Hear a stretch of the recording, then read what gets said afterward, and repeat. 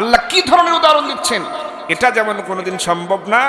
আল্লাহ বলছেন আমার একটা আয়াতকেও যদি কেউ কোনো রকম একটু দুর্বল মনে করে তাহলে তার জন্য জান্নাতে যাওয়া ওই রকমটাই অসম্ভব। আমার বন্ধুগণ, আল্লাহ পাক পরে বলছেন ওয়াকাযালিকা নাজজিল মুজরিমিন, আর আমি পাপিষ্ঠদেরকে এইভাবেই তাদের আমি প্রতিদান দিয়ে থাকি, তারা জান্নাতে যেতে পারবে না। তাহলে এখান থেকে ক্লিয়ার হলাম কোন আয়াতকে অস্বীকার করা যাবে, সন্দেহ করা যাবে।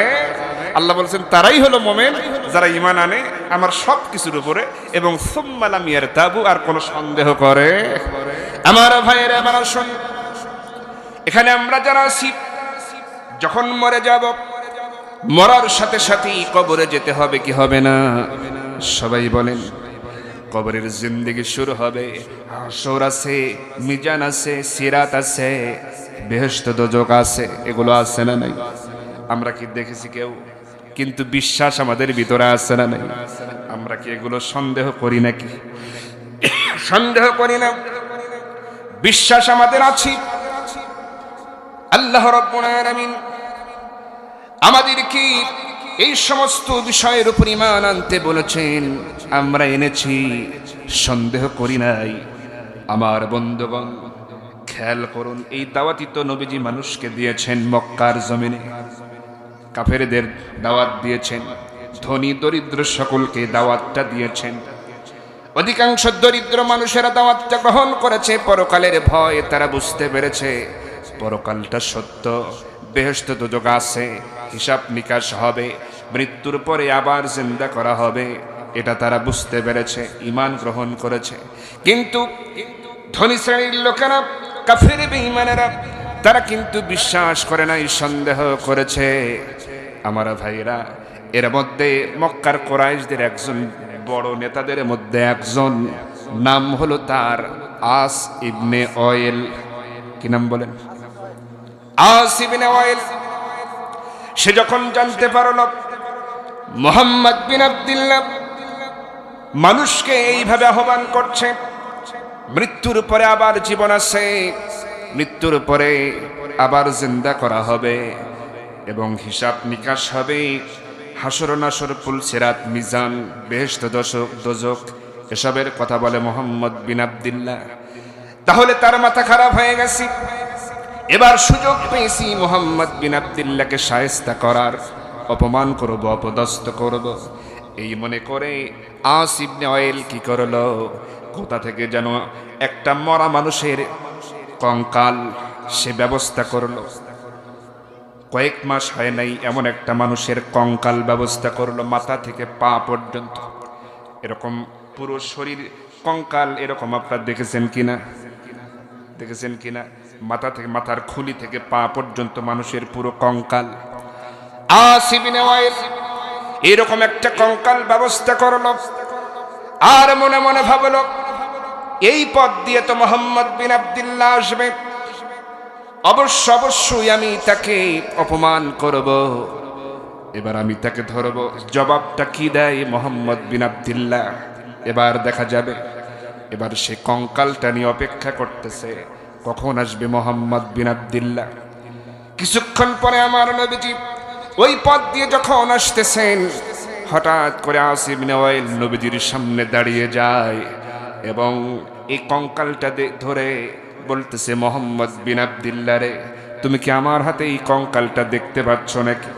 কয় হ্যাঁ মক্কার নেতা, ও কুরাইশ নেতা আস ইবনে ওয়াইল, তোমার হাতে যে কঙ্কালটা দেখতে পাচ্ছি, মাথা থেকে শুরু করে পা পর্যন্ত, এটা তো আস্ত একটা মানুষের কঙ্কাল, এটা তো বোঝাই যাচ্ছে, দেখাই যাচ্ছে, কি বলতে চাও? এবার আস ইবনে ওয়াইল বলে, কিছু বলবো না, তুমি শুধু দেখতে থাকো। এই কথা বলে আস ইবনে ওয়াইল বিশাল বড় একটা পাথর শোয়া দিয়া, ওই পাথরের উপরে কঙ্কালটাকে শোয়া দিয়া আর একটা বড় ওজনের পাথর এনে নবীজির সামনে বলতেছে, মুহাম্মদ বিন আব্দুল্লাহ রে, তুমি দেখতে থাকো আমি কি করি। এই বলে ওই কঙ্কালের উপরে এমন ভাবে আঘাত করা শুরু করে দিল, এই কঙ্কালটাকে চূর্ণ বিচূর্ণ করে দিতে শুরু করলো। একেবারে পিষে ফেলা শুরু করলো, গুঁড়া গুঁড়া করা শুরু করে ফেললো। এমনকি এইভাবে গুঁড়াগুলো হাতের মুষ্টির মধ্যে নিয়ে ফু দিয়ে উড়ায়া দিল, বালুর সাথে মিশায়া দিল। এইভাবে করে সম্পূর্ণ ওই মানব দেহের কঙ্কালটা কি চূর্ণ বিচূর্ণ করে মরুভূমির বালুর সাথে মিশায়া দিয়া বলতেছে, মোহাম্মদ বিন আব্দুল্লাহ রে, তুমি তো দেখলে আমি কি করলাম। এই একটা কঙ্কাল কি আমি পিষে ফেললাম এবং তার সমস্ত গুণাগুলো বালুর সাথে মিশিয়ে দিলাম। তুমি নাকি বলো এগুলো আবার এক জায়গায় করা হবে, আবার জিন্দা করা হবে, গোশত হবে, হাড্ডি হবে, মানুষ হবে, এই সেই মানুষের আবার বিচার করা হবে। তুমি নাকি এইসব কথা বলে বেড়াও, এটা কেমনে সম্ভব? তুমি আমারে বোঝায়া বলো কিভাবে সম্ভব? এটা কখনো সম্ভব হবে না। তুমি আসলে পাগল হয়ে গেছো মোহাম্মদ বিন আব্দুল্লাহ। কি ধরনের অবাস্তব কথা মানুষকে তুমি শোনাও। এবার নবীজি তার কথা শুনে বুঝতে পেরেছেন আসিব ইবনে ওয়াইলের কপালে হেদায়েত নাই। এবার তিনি বুঝতে পারে তাকে কিছু জবাব দিয়েছিলেন, যেটা পরবর্তীতে আল্লাহ পাক কোরআনে আয়াত আকারে নাজিল করেছেন। সেটা হলো কাইফা তাকফুরুনা বিল্লাহি ওয়া কুনতুম আমওয়াতান ফাআহইয়াকুম সুম্মা ইউমীতুকুম সুম্মা ইউহয়ীকুম সুম্মা ইলাইহি তুরজাউন। আল্লাহু আকবার। আল্লাহ রাব্বুল আলামিন বলছেন, বান্দারে তুমি কেমন করে তোমার রবকে অস্বীকার করো, অথচ তুমি ছিলে মৃত, তোমার কোনো অস্তিত্ব ছিল না, তোমার কোনো খবর ছিল না। আমার ভাইরা বলেন তো, এক সময় কি আমাদের কোনো অস্তিত্ব ছিল, কোনো খবর ছিল? আচ্ছা, 100 বছর আগেও কি আমাদের কোনো খবর ছিল নাকি? এখানে 100 বছর বয়সের কে আছেন? একটু হাতটা তোলেন তো দেখি একটু। 100 বছর বয়সের কেউ আছেন নাকি? এতগুলো লোকের মধ্যে কেউ নাই? মুরব্বীদের মধ্যে কেউ নাই 100 বছর বয়সের?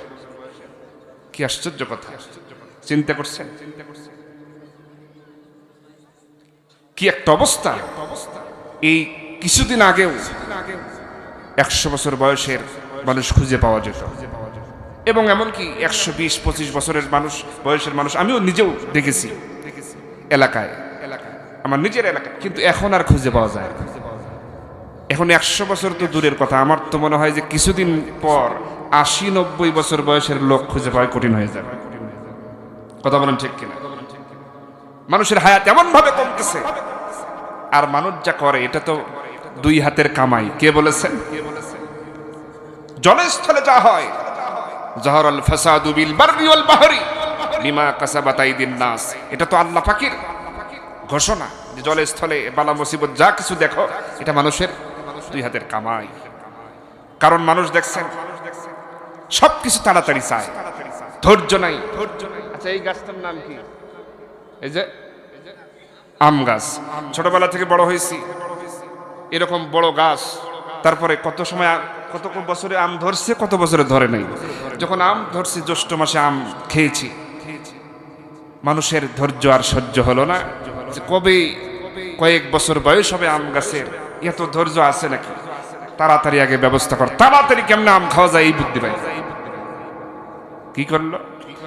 তখন কলম আছে না, বুঝুন তো, মানে এখন বাজারে গেলে আমের চারা, আমের গাছে মানে আম ধরে আছে, ফল সহ চারা নিয়ে মানুষ লাগায়।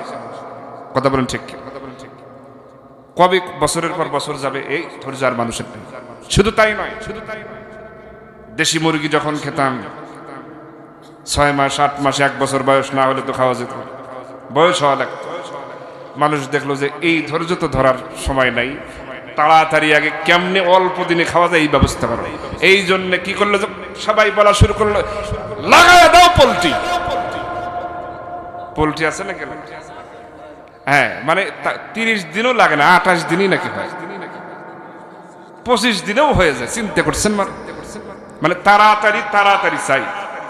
এই যে মানুষ তাড়াতাড়ি চায়, ওই পোল্ট্রি মুরগি যেমন অতিরিক্ত তাপমাত্রা সহ্য করতে পারে, একটু তাপমাত্রা বেশি হলে স্ট্রোক করে, মানুষের অবস্থাও তাই হয়েছে। মানে তাড়াতাড়ি খাই খাই, তাড়াতাড়ি চাই চাই, এরকম করতে করতে মানুষ ওই পোল্ট্রি মুরগির মতো স্ট্রোক করে, মরতেছে মানুষ। তাহলে কেমন করে 100 বছর বয়সের মানুষ আপনি খুঁজে পাবেন? চিন্তা করে দেখেন, মৃত্যুবরণ করার সাথে সাথে আমরা কোথায় যাব বলেন তো?